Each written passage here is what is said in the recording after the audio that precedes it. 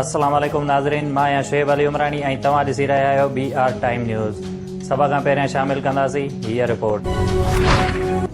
सिंध हुकूमत कुतनि जे ॾाड़ण वारे केसिस में ॿिनि MPs जे मुअतल करण वारे अदालती फ़ैसिले ते नाराज़। फरियाल टालपुर ऐं ज्ञानचंद खे मुअतल करण जो हुकुम ॾींदड़ सिंध हाई कोर्ट जे जज मथां बेइतमादी ज़ाहिर करे छॾी। Case Sindh high court Sukkur खां कराची मुंतक़िल करण लाइ चीफ जस्टिस खे दरख़्वास्त ॾेई छॾी। एडवोकेट जनरल सिंध दरख़्वास्त में चयो आहे त जस्टिस आफ्ताब आइनी इख़्तियारनि जूं हदूं औरांगे सिंध हुकूमत ख़िलाफ़ गैर आइनी ऐं गैर क़ानूनी हुकुम ॾेई रहियो आहे। 30 सालनि ताईं मुल्की पैसो लुटियो वियो पाकिस्तान आसिफ ज़रदारी ऐं नवाज़ शरीफ़ खे अमीर करण लाइ न ठहियो हुयो।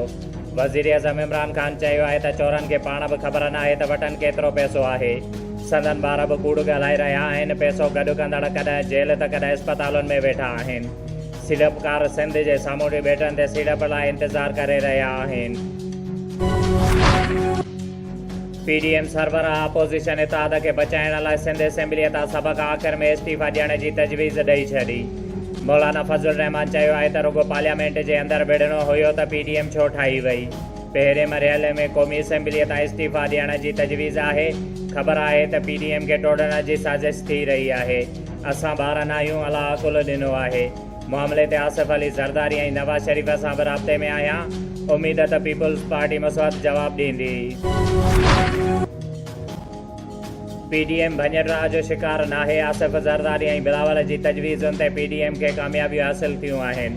सूबाई वज़ीर नासिर शाह चयो आहे त पीपुल्स पार्टीअ जो मौक़िफ़ आहे त नाअहल हुकूमत खे आईने तरीक़े सां घर भेड़ो कयो वञे।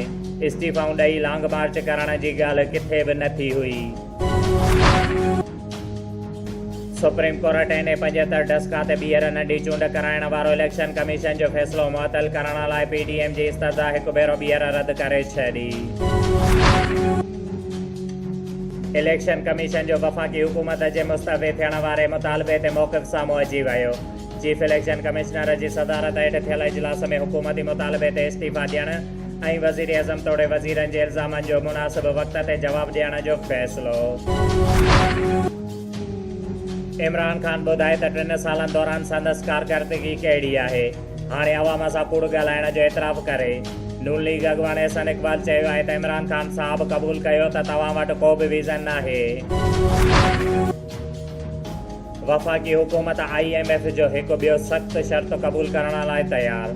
हुकूमत मुख़्तलिफ़ शोबनि में 140 अरब रुपयनि ते इनकम टैक्स जी रियायत ख़तमु करण ऑर्डिनेंस जो फ़ैसिलो करे वरितो। ज़रियनि मुताबिक़ काबीना पहिरें टैक्स छूट ख़तमु करण लाइ बिल पार्लियामेंट में आणण जो फ़ैसिलो कयो हुयो।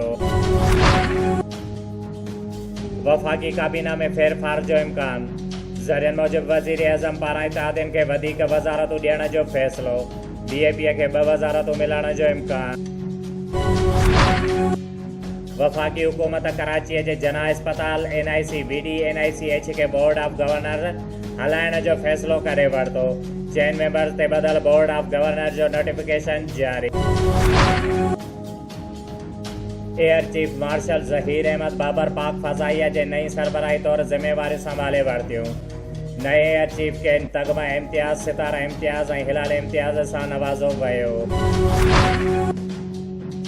दरिया खान मरी लॻो ॻोठ मोहम्मद शरीफ़ ख़ासकैलीअ जे रहवासी मोहम्मद शरीफ़ ख़ासकैली पुट समेत प्रेस क्लब में एहतजाज कंदे चयो त गुलाम रसूल मरी मूं ते ऐं मुंहिंजे पुट ते कूड़ा केस करे परेशान करे रहियो आहे ऐं मूंखे फैज़गंज पुलिस हथां गिरफ़्तार करायो। लखा रोड थाणे ते धमकियुनि जो कूड़ो केस दाख़िल कराए छॾियो ऐं हू हिकु व्याजी क़िस्म जो माण्हू आहे जंहिं मुंहिंजे जीअण जंजाल करे छॾियो आहे। हुन चयो त मूंखे गुलाम रसूल मरीअ खां तहफ़ुज़ फ़राहम कयो वञे। पन्नो आकिल में बेदर्दीअ सां क़त्ल थियल सहाफ़ी अजय लालवाणीअ जे क़ातिलनि जे गिरफ़्तारीअ लाइ नवाबशाह प्रेस क्लब पारां सदर ज़ुल्फ़कार अली ख़ासकैली, नबी बख्श बलोच ऐं ॿियनि जी अॻवानीअ में एहतजाजी मुज़ाहिरो कयो वियो।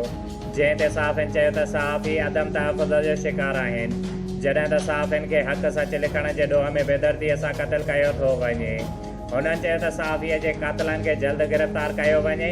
ॿी सूरत में कराची वज़ीर आला हाउस अॻियां धरणो हंयो वेंदो।